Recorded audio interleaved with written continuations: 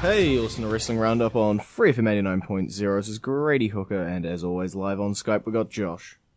Hey! So, in Enzo Amore's injury period, Colin Cassidy himself seems to be getting a fairly decent push, if not just feature, until he comes back. Yeah, it's definitely interesting that they're showing that there's more to Colin Cassidy than just Enzo Amore's charisma. Yeah. And I think the thing that people have always pointed out is that Enzo Amore would also work really well as a manager to someone like Colin instead of if they don't need the tag team route. And I think Cass is definitely showing his solo power and how he can work still and still be over and everything. And getting put into a short little program on Raw with Chris Jericho is no small thing. Yeah. And he seemed to be injecting himself, probably just for Raw, into the Dean Ambrose-Chris Jericho feud, which I believe has been announced to culminate at Extreme Rules now, has it? If not, it will be. Probably, I don't know. The real question there is what stipulation will they get? It's obvious, especially since Dean Ambrose, ripped apart the jacket and everything, that they're not done. They've got one more run. And they killed Mitch. Poor Mitch. Yeah, I know. Mitch had such to live for, and then just, boom, smashed over the back of the head. Which has to be painful, but hey, Dean Ambrose has taken worse. So I guess that was an eye for an eye. You kill Mitch, I kill Blinky.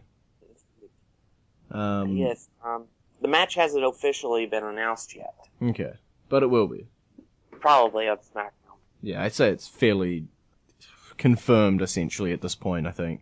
There's no way they can't do it, unless they're gonna do something weird and screwy. But hey, it's not the first time. I guess it'll probably be something like a last man standing match. Okay. Or something along those lines.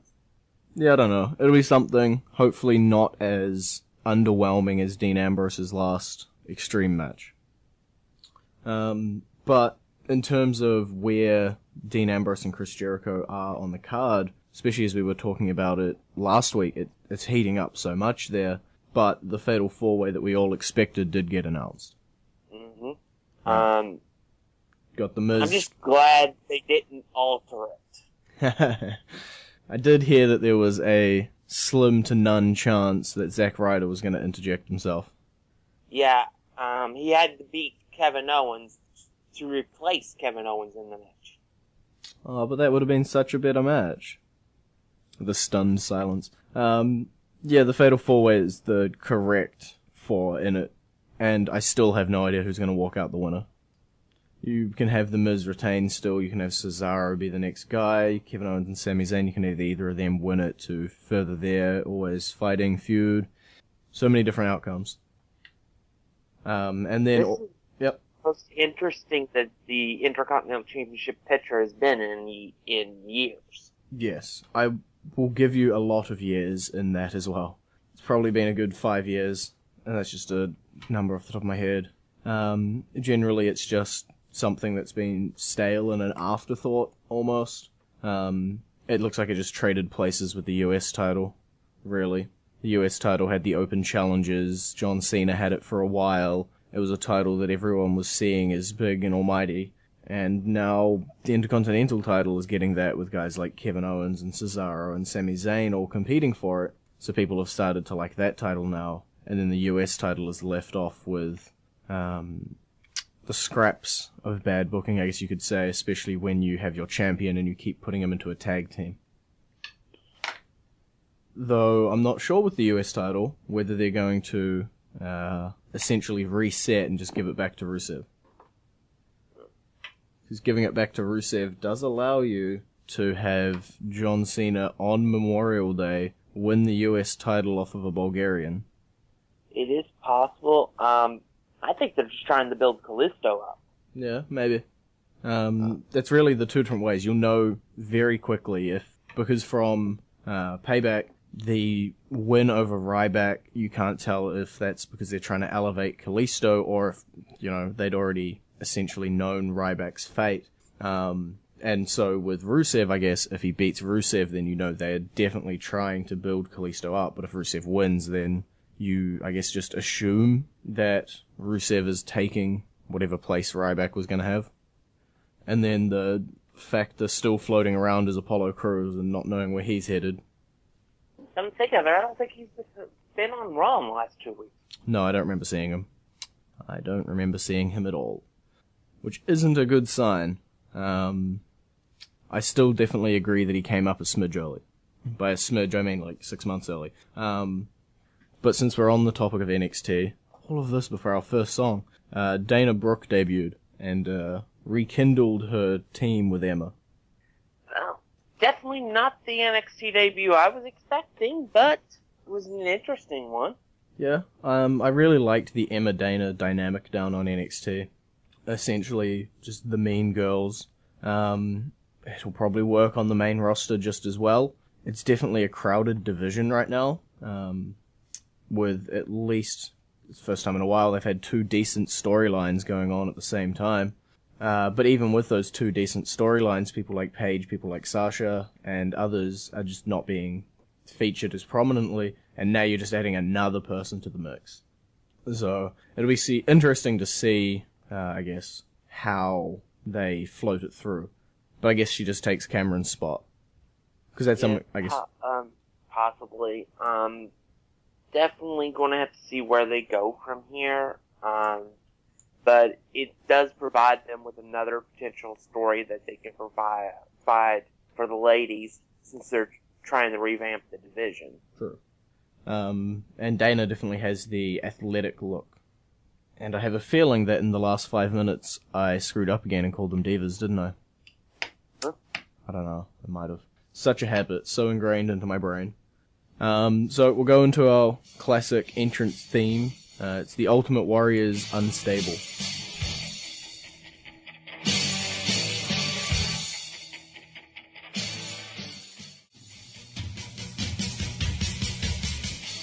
And you're back with a Wrestling Roundup on Free FM 89.0, Grady and Josh. So we sort of skipped over it. We did say Dana Brooke was taking Cameron's spot, but we did just have our first wave, I guess you could say, of releases from the WWE, with arguably not many surprises, if any. I was kind of surprised about Santino. A lot of people were surprised about Santino, surprised that he was still under contract. I always viewed him as somebody they could really use as an ambassador type thing. We pretty much knew he was retired. Yeah. So I don't see this disqualifying him from future one-off appearances or from doing small things around the place.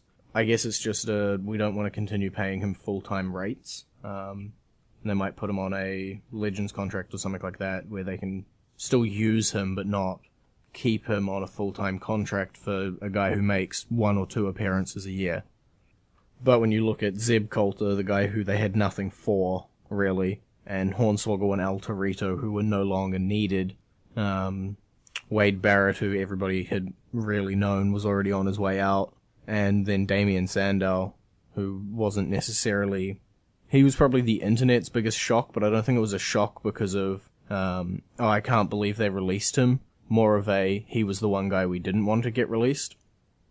And then Cameron supposedly took somebody else's spot, but the internet loves their rumors, so we can only report on the fact and say that she was released. I had no real problems with Sandow being released. If anything, I think it's very similar to, I'm going to forget his name, Solomon Crowe / Sami Callihan. It's probably better for him to be on the independent scene where he's actually wrestling and he's actually doing stuff, making a character doing all of this, and being able to do it with the freedoms rather than where he was necessarily. You know, paycheck's not going to be as high, and he's not going to reach as much of an audience, but at least he's doing it. Yeah, he's been announced to appear for some shows for a gaping hole of a promotion called Global Force. Yep. Essentially the black hole of talent. But it is what it is. The independent scene is fairly murky at the moment as well. Every little promotion thinking they're a huge promotion. TNA is still TNA. Global Force is just sitting there sucking up talent and not getting a TV deal. Ring of Honor seems to still be going strong, but now has a working relationship, it seems, with New Japan. You got Evolve, who are taking in now TNA talent to do things, but also partnered with WWE and NXT. It's a crisscrossed web of weirdness. If you're sitting there with your pin board and your red wool, you'd be going crazy. I believe one thing from Evolve was that the former Drew McIntyre and Derek Bateman, now known as Drew Galloway and EC3, showed up at an Evolve show and then cut a anti-WWE promo. But Evolve has also got a talent funnel relationship with NXT, so nobody knows. Nobody knows at all what's happening. But I guess we can jump back onto Raw. We took a giant segue there. Swerving back in, at least for now, the tag team titles have been announced. New Day, Vaudevillains was announced last week. The tag team division is showing no signs of slowing up. And we're going to get the Shining Stars, formerly Primo and Epico. I don't know if they're keeping their names. I didn't watch the promo. They've been calling each other Epico and Primo. Okay. Sweet. And then they'll be debuting... Did they give them a date? Next week, according to the promo. Like, Ray's promo. So, I guess you gotta believe that that's when they'll debut. Again, tag team division is a very crowded division right now. It seems like a lot of the divisions are really crowded. So, there's gonna be a lot of jostling for position, and the Shining Stars will probably just take on, what is it, like the Beautiful Truth, and whatever the Golden Fandango one is. I don't remember the name. Goldango. I feel like that's an underrated storyline that nobody's paying attention to. Largely because it's gone on for so long. Because they started this whole R-Truth Goldust thing shortly after TLC. Yeah. So it's been going on almost 6 months. It's a really slow burn for something that shouldn't be a slow burn. The R-Truth Goldust stuff was pretty good, but it seemed as though it was then put on hold, so you could do some other stuff, and then it was brought out a little bit, and then it was put on hold, and then it was brought out, and then it was put on hold, and now they've split with two teams, which, to me, is providing some good comedy, so I'm going to assume that it's quote-unquote working, and it gives Tyler Breeze and Fandango something to do as well, who are two wrestlers who are pretty damn good, and haven't exactly had much to do as of late, so if it's giving four talents a storyline, I'm happy. Even though it's all going to culminate in R-Truth and Goldust getting together and the other two being forgotten again, but who knows? I imagine over the next few pay-per-views you're going to see Goldango versus Beautiful Truth, and then it will switch to being, like somewhere along the line, it'll be Golden Truth versus the other two, and then Golden Truth win, and then they move on. Well, I know that they're supposed to fight on SmackDown. Okay. The two teams are. Yeah, dirty finish, make it a pay-per-view. Put it on the pre-show. That way Kalisto Rusev isn't. There you go, it's the saving grace. Put it on the pre-show instead. Okay, well, we're going into our current entrance theme. It's a NXT theme, Mojo Rawley's theme. We can't play the Hype Bros, because Josh wouldn't like it. But, believe the hype.